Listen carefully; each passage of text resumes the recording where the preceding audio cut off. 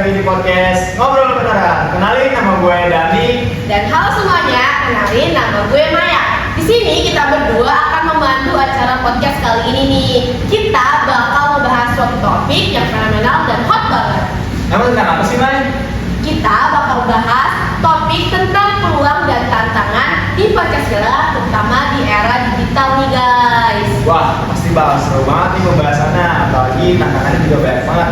Contoh itu kayak penyebaran konten, penyebaran hoax, dan yang lain-lain. Bener kan, Mai? Nah iya, betul banget tuh. Tapi terlepas dari itu, pasti akan banyak juga nih peluang yang dirasakan oleh masyarakat semuanya. Kayak kita bisa berkomunikasi daring, kita juga bisa menambahkan pendapatan dengan jual online ya.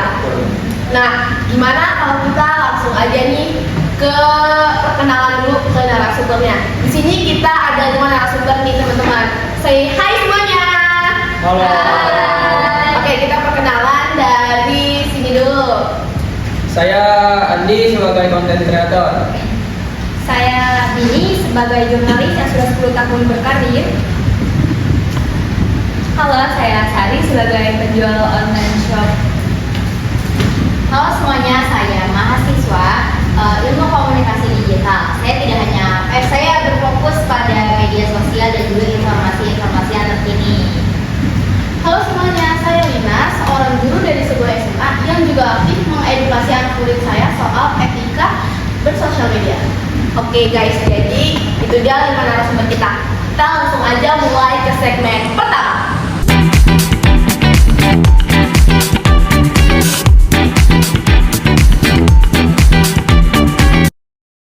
Oke, untuk segmen pertama ini kita akan bahas tentang peluang. Aku mau nanya dulu ke Rina. Rina, kamu kan mahasiswa komunikasi digital nih. Nah, peluang terbesar apa sih yang kamu rasain di era ini? Kalau menurut aku ya, peluang terbesar itu kita tuh harus pintar-pintar memfilter berita-berita hoax.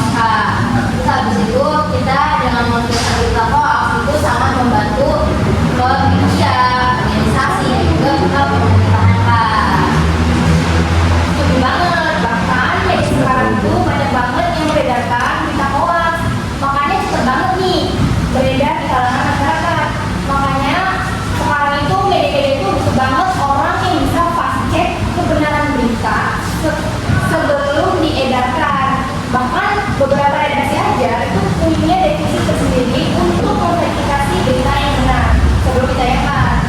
Oh gitu ya kak. Kak, saya izin nanya, kalau boleh tahu seberapa sering sih kakak menemukan berita-berita hoax jikalau kakak sedang di lapangan kak? Wah, sering banget tuh. Soalnya nih sekarang ini ya, misalnya seperti ada baru kejadian kecelakaan, ada suatu peristiwa nih. Nah, tapi foto yang dilampirkan itu foto-foto lama. Jadi itu termasuk hoax kan? Karena narasinya itu cuma beda di narasi doang, tapi fotonya itu sama, alias sudah pernah diedarkan sebelumnya. Aku juga pernah baca loh, waktu itu ada berita hoax tentang jualan aku. Jadi kayak orang-orang percaya sama berita hoax itu. Jadi banyak orang yang beli itu takut untuk beli di tempat aku. Nah, ini menarik. Artinya kemampuan filter hoax bukan cuma buat jurnalis, tapi juga pembisnis. Iya ya, bahkan buat konten kreator juga. Kalau kita salah ambil sumber, reputasinya juga bisa hancur. Selain filter hoax, ya ada peluang komunikasi daring. Nah, Sari, kamu pasti banyak kan kayak punya cerita. Ya, sekarang kan memang sudah canggih ya di teknologi, dan juga sekarang aku tuh udah beralih ke jualan online. Jadinya nggak perlu tuh yang namanya sewa-sewa toko lagi. Jadi tinggal online modal promosi media sosial, balas-balasin chat, terus juga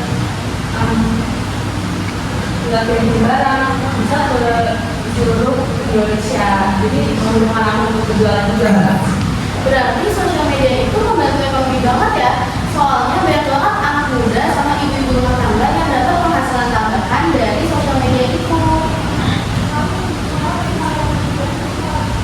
Betul, gua juga pakai komunikasi daring. Kalau kolaborasi bisa kerja sama dengan orang luar negeri tanpa ketemu langsung. Berarti peluangnya gede banget ya. Yang penting kita bisa memanfaatkan kekreatifan kita sendiri nih. Nah, jadi teman-teman itu adalah peluang-peluang yang dirasain oleh 5 narasumber kita. Ternyata banyak banget ya. Ya, benar. Nah, jadi kita langsung aja move ke segmen kedua.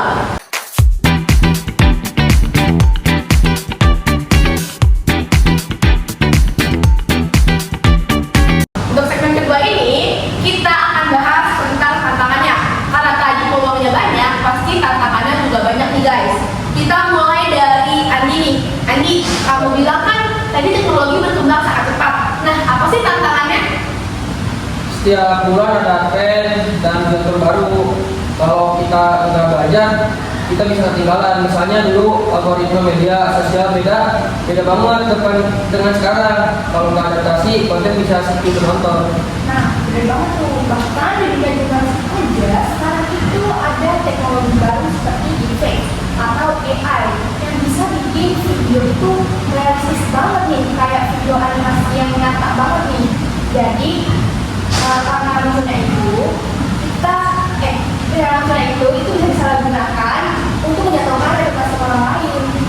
Oh gitu ya. Tapi di kampusku juga belajar sih kak. Kalau misalkan teknologi semakin maju, nah potensi penyalahgunaannya itu semakin besar juga kak. Nah, sekarang kita ke Lina deh. Lina, kamu kan guru ya.